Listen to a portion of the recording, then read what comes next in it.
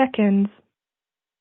Good morning, ladies and gentlemen, and welcome to Covalon Fiscal 2020 Q3 Financial Results Conference Call.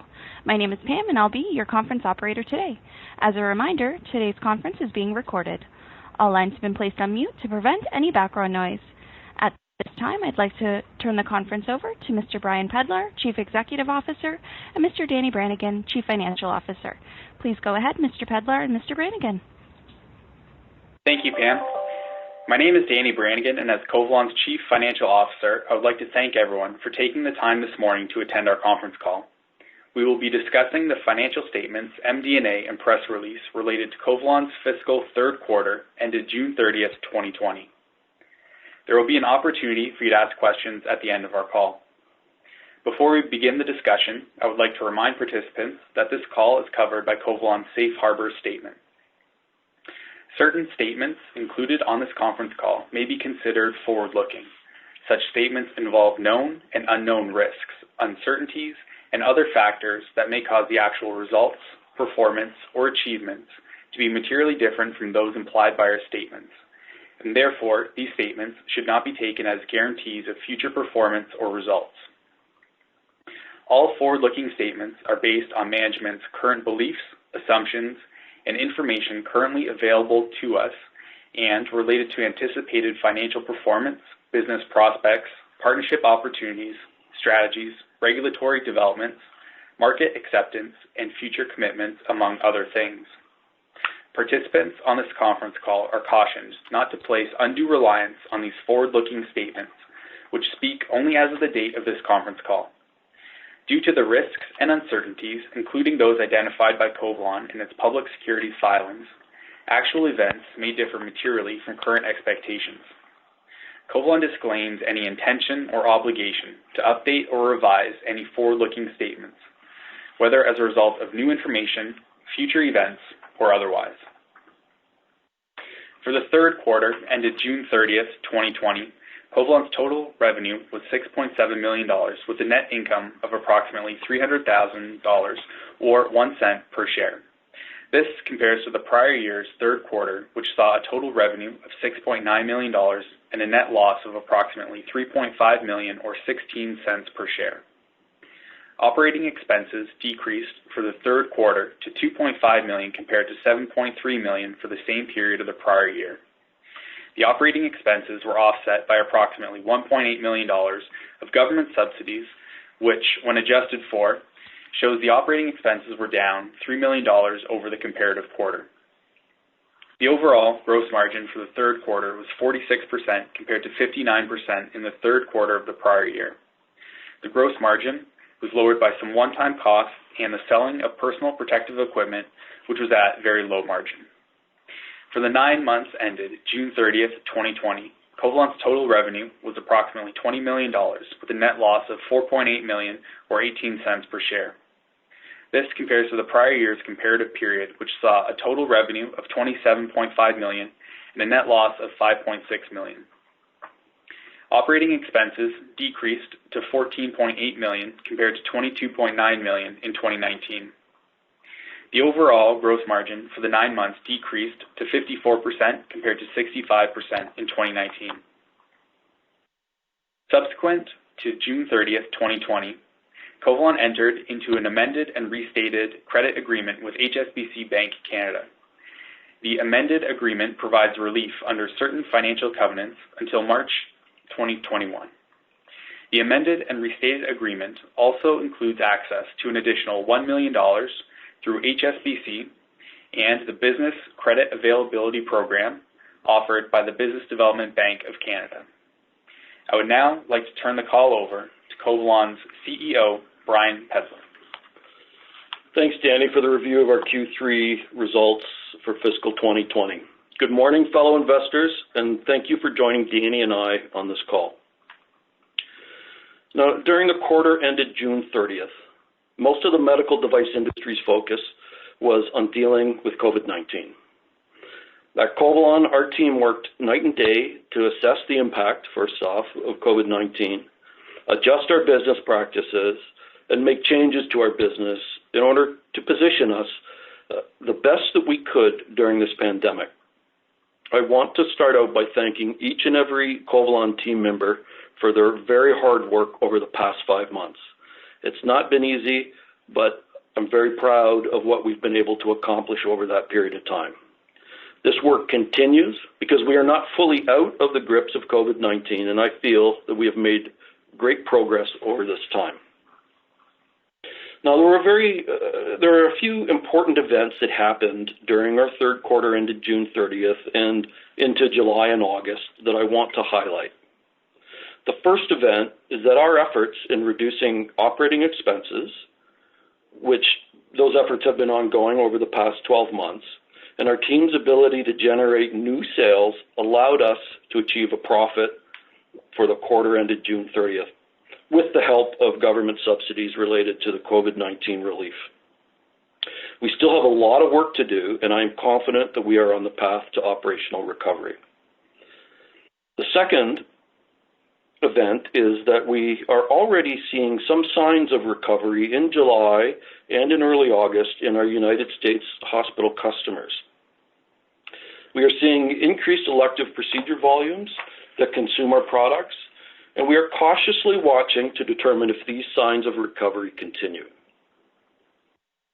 Thirdly, as Danny mentioned, we amended our banking agreement with HSBC, and that does provide us relief under certain financial covenants, some of which that relief ends in March 31, 2021, and others that are ongoing.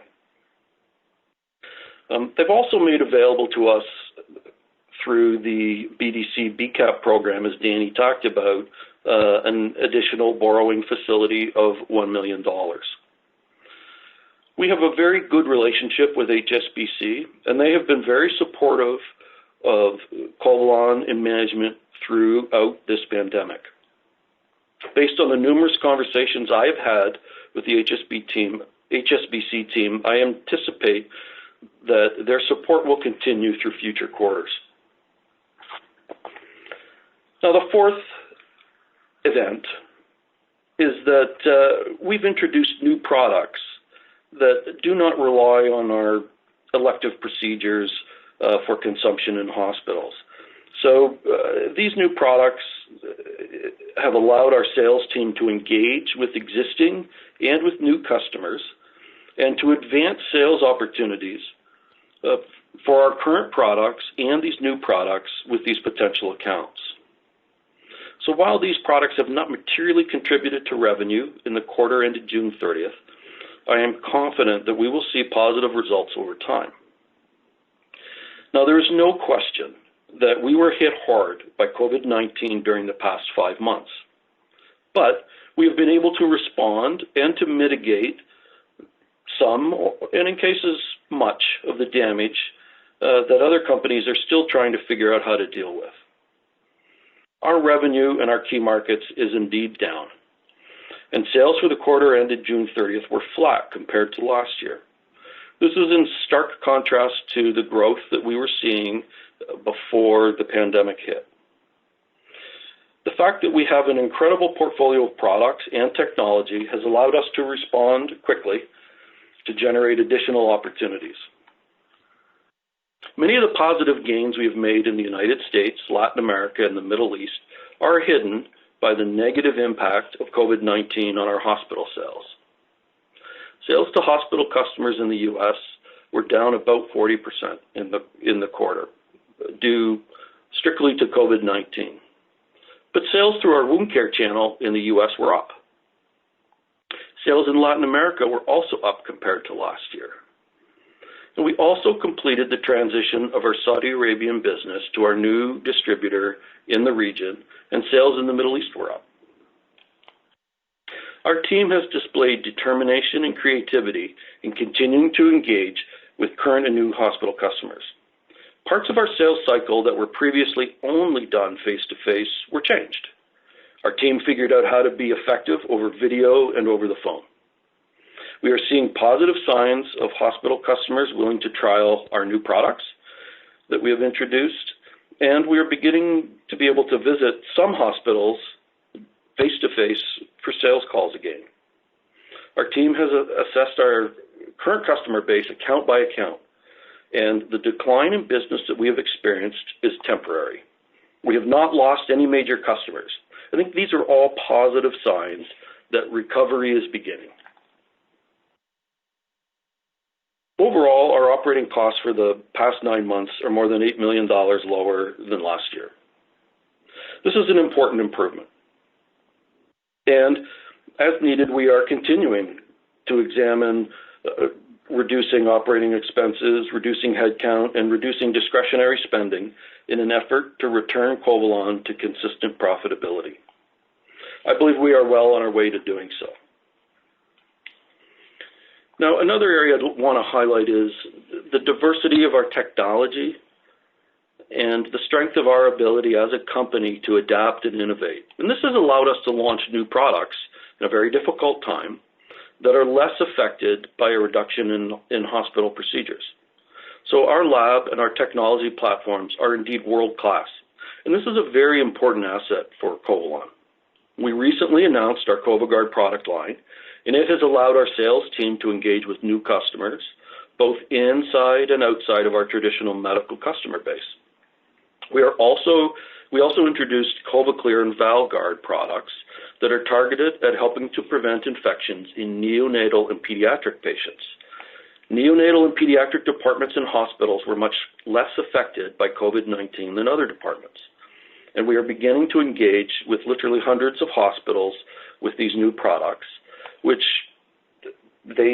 help to solve real life-threatening clinical infection problems. Collectively, these efforts over time will contribute to revenue, help to reduce any long-term impact of COVID-19 on our existing product sales, and make us a stronger company. Now, I talk to customers every day, and one theme that continues to be present in almost every conversation is our customers appreciate the strength and depth of our infection prevention products. They see that our products can help them upgrade how they deal with the potential of infection within their hospitals and facilities and have far better outcomes for their patients. This is often overlooked as a strength of our company.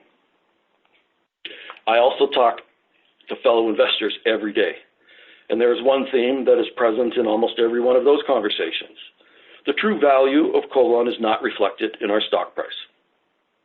Our world-class platforms of technology, our 2,000 hospital customers in the United States, our products that are so loved by clinicians and patients alike, the stability we've returned to our Middle East market, the growth underway in our other international markets, and the untapped massive potential of our products have not been fully reflected in our share price.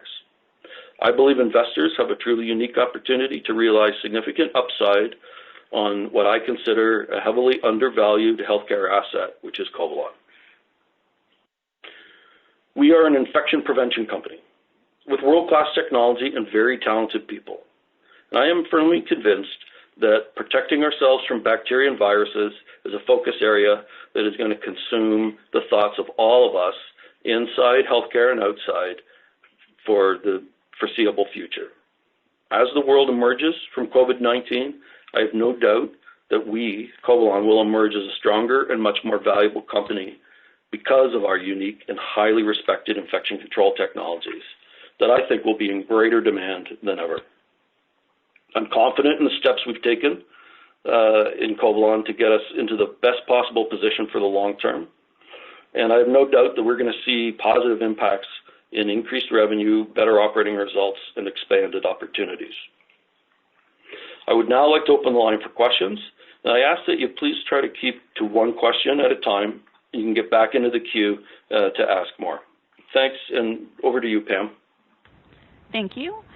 We will now open the floor for questions. If you'd like to ask a question during this time, simply press star, then the number 1 on your telephone keypad. If you'd like to withdraw your question, please press star followed by 2. And if you're on a speakerphone, please lift your handset before pressing any keys. One moment for your first question. Your first question comes from Sal DeTuris, private investor. Please go ahead. Hey, good morning, Brian. Good morning, Sal. Hey, a quick question. Just trying to understand the government subsidies that you spoke about. that have an effect on Covalon's this current quarter. As I understand it, these helped you get to profitability in this quarter ended June 30th. How will these subsidies or lack of these subsidies affect the future quarter profitability? Good question, Sal. So the subsidies are designed to bridge companies that were impacted by COVID-19 that saw a drop in their revenue, and were designed to help continue to pay salaries and rent, et cetera. And if you sort of do the math on where we would have been if we were not adversely impacted by COVID-19, our U.S. Direct sales would be up 40%. It's almost the same amount as what the subsidies were for us in the quarter. So I think our impact would have put us in a very similar bottom line position, probably a little better. So as we go forward and we recover, I think the cost containment that we've done in cost removal, combined with recovery on our top line, will put us in a very good position. But there's no question that the subsidies that we received during this quarter were very helpful. The following quarter, I think the subsidies, if any, will be much lower, and so there won't be as much of an impact. Thanks, Sal, for the question. Your next question comes from Arnold Shell, private investor. Please go ahead. Thanks. Hi, Brian. Hi, Arnold.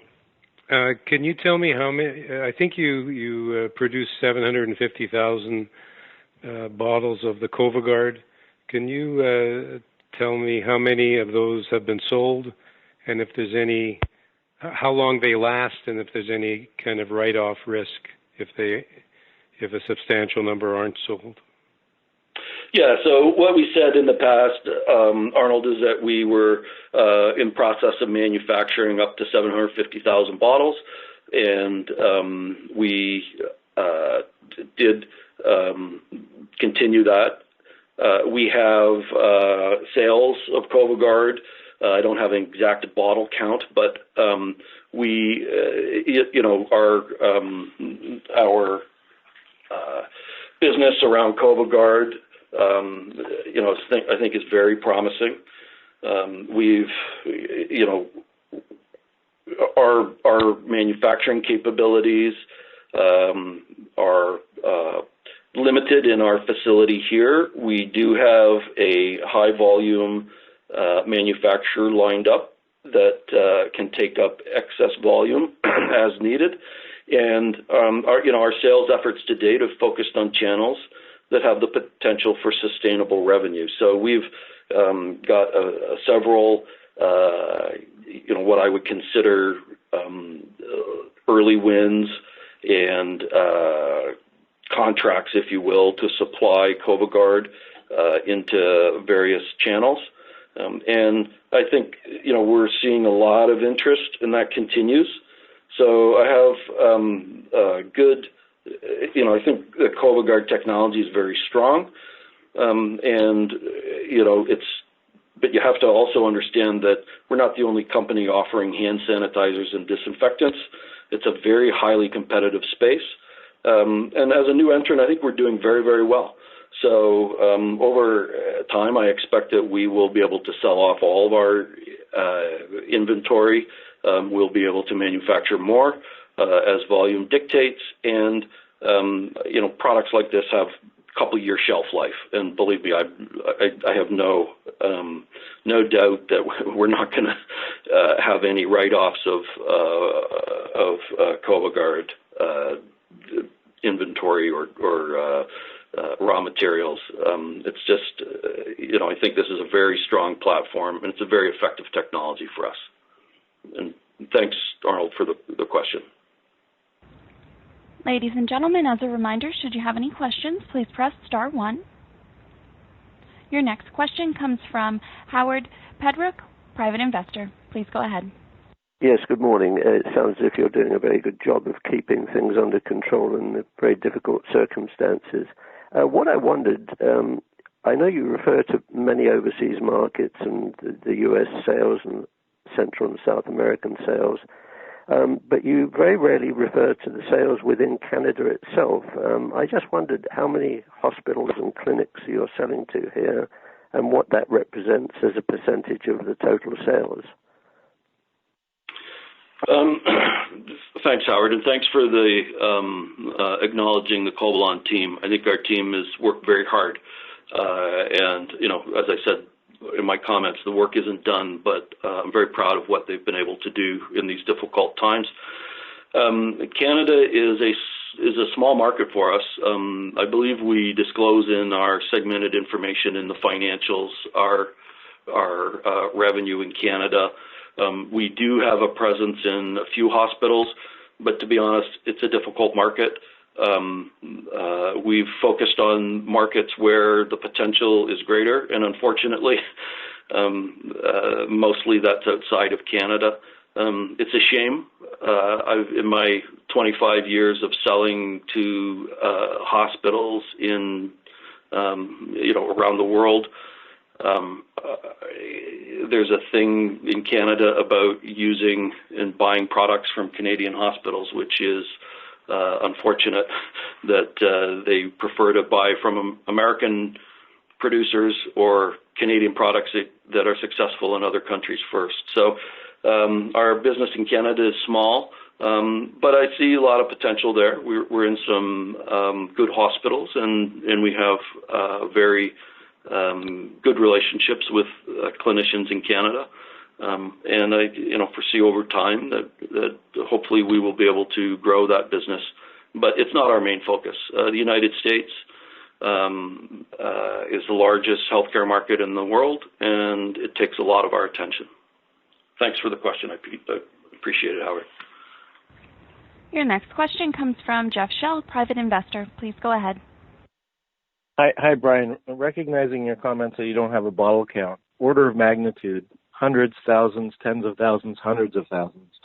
How many bottles have you made and how many have you sold of the CovaGuard? Yeah, I think we've probably manufactured,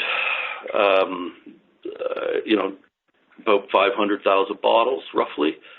And we manufacture to keep a level of inventory. We've been selling on our website. We've been selling into several different countries. And we've got some channels into, the United States outside of medical.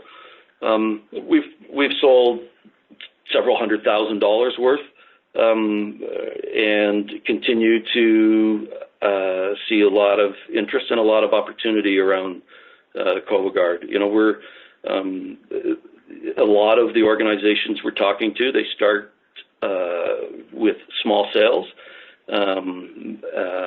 trialing through their distribution channels, and as they sell through, orders continue.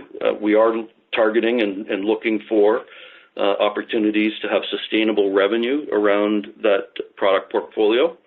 And we've got lots of interest and lots of discussions ongoing that I think will, over time, translate.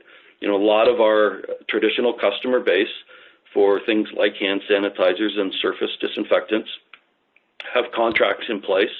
So very difficult for us to displace them as a new entrant into the market, and we're working very diligently to try to capture as much opportunity as we can. And I think that's moving along at a reasonable rate. Would I like it if we had sold a lot more? Yes, but I also think this just takes time. It's not an overnight process, but I'm very encouraged with all the discussions ongoing, and we've got lots of good opportunities and lots of outside resources that are looking for distribution opportunities for CovaGuard as well. So I'm pleased with our progress. As I said, can we do better? Sure, but I think we've done quite well. As I said, as a new entrant into this space.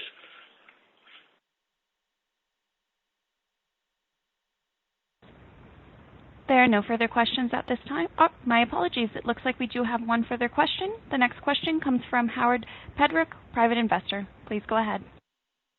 Yes, just as a matter of interest, are you looking at any product that can be worked with, masks, face masks, or PPE?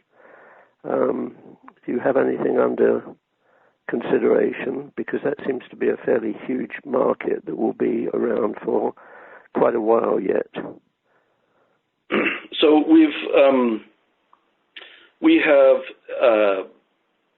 our CovaGuard technology that we've extensively tested on porous and non-porous surfaces, i.e., face masks, and it does a very good job of sanitizing materials and killing pathogens in masks. We have a product in the United States called CovaGuard Mask. In a lot of the healthcare settings, the initial emergency and shortage of supply in surgical masks has dissipated, and the prices have come down on masks. So a lot of organizations have good supply, but certainly there's no question that masks are here to stay for a long time, and having technologies that can help to sanitize and address that, I think there's a good market opportunity there. But again, the market moves very quickly. And, I think I look at the CovaGuard platform, and there's many opportunities with the CovaGuard platform for all kinds of products that are targeted at killing pathogens on surfaces, whether that's skin, whether that's hard surfaces, or whether that is, porous surfaces like masks.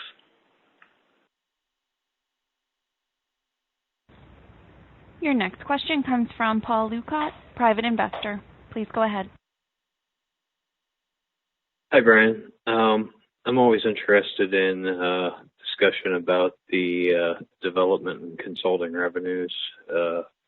And I see the commentary in the MD&A says that the customers have considered those projects non-essential. Can you comment on the outlook for your development and consulting services and developing coatings for prospective new medical devices? Sure. Thanks, Paul, for the question. So our medical coating business is one that's focused on working with large medical companies to take our technology that adds a new surface on catheters and other devices that get inserted into patients' bodies in the hospitals. And we work on these projects with large medical companies. One of our major customers that we announced a license and development relationship with back in 2018, designated their R&D folks, not the project, but the R&D folks as non-essential, which meant that they were not allowed into their facility during the summer. So that slowed our project down with them.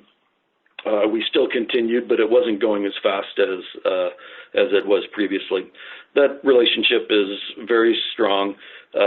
We've continued to do work with other companies, and actually the discussions underway in that area of our business have increased tremendously given what's happened in the market.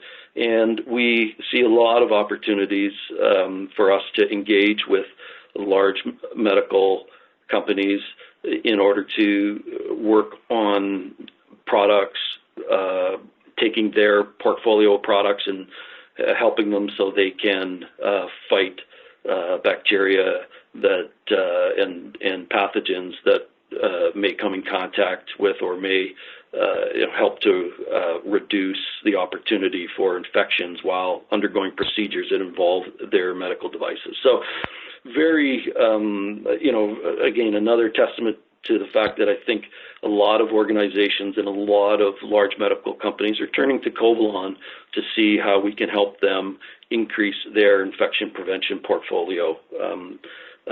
So yes, service and development slowed, not through any other reasons than some of our partners were not able to complete the work on their side of the fence as quickly as we were on ours. But those relationships continue and are strong. So I foresee that, recovery is beginning in those as well. And, we're engaging with many new customers as well. So I see there's no more questions. I'd like to say thank you for attending the call.